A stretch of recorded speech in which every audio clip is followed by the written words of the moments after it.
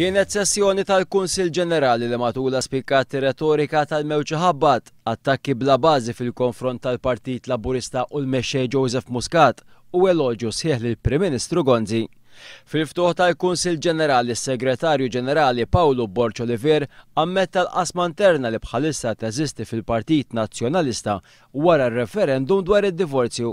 Mhix qasma ta' ġlied jew ta' vjolenza li għaddejna minnha, ma qasma ta' ħsieb u ta' pożizzjonijiet u ta' orjentament.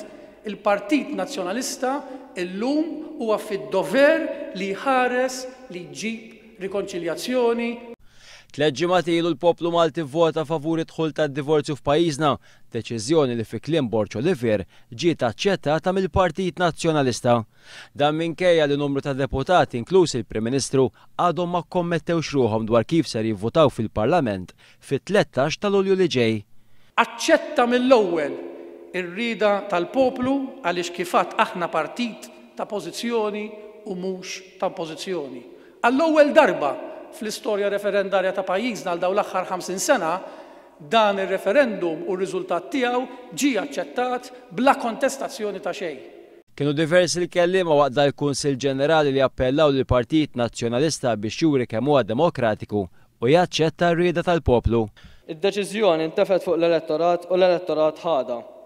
Issa jekk hemm prinċipju li dal-partit tant iġġieled għalih u tant iddefenda biħġaru meta kien medet huwa rispett lejn id-demokrazija u dan għandu jkun il-bażi ta' kull prinċipju ieħor. Dwar it-tema tax-xogħol fl-ebda ħin ma semmew id-diffikultajiet li għaddejjin minnhom bħalissa mijiet ta' ħaddiema ta' Salmon Palace il-Gowler Malta.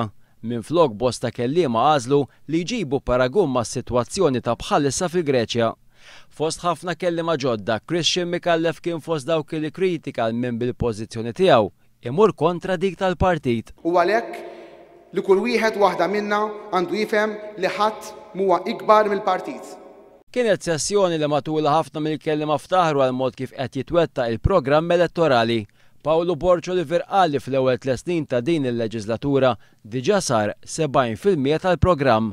Għal Caroline Gallia dak il wettaq f'dawn it-3 snin il-Partit Nazzjonalista fil-Gvern kienet xi ħaġa tal-meravilji. Li tmexxi pajjiż fil-bnazzi diġà sfida. Li tagħmel dan fil-maltemp tiġbed ir-rispett u l-ammirazzjoni. Iżda li tagħmel dan fil-waqt li fl-istess ħin jirnexxielek twettaq 80% mill-wedit elettorali wara 3 snin biss hija xejn anqas minn meravilja. Fil-bidu tas-sessjoni għamel intervent ukoll il-Ministru Karl Mifsud Bonnici li skontu pajjiżna jrid politiċi ta' konvinzjoni kif għandu l-Partit Nazzjonalista.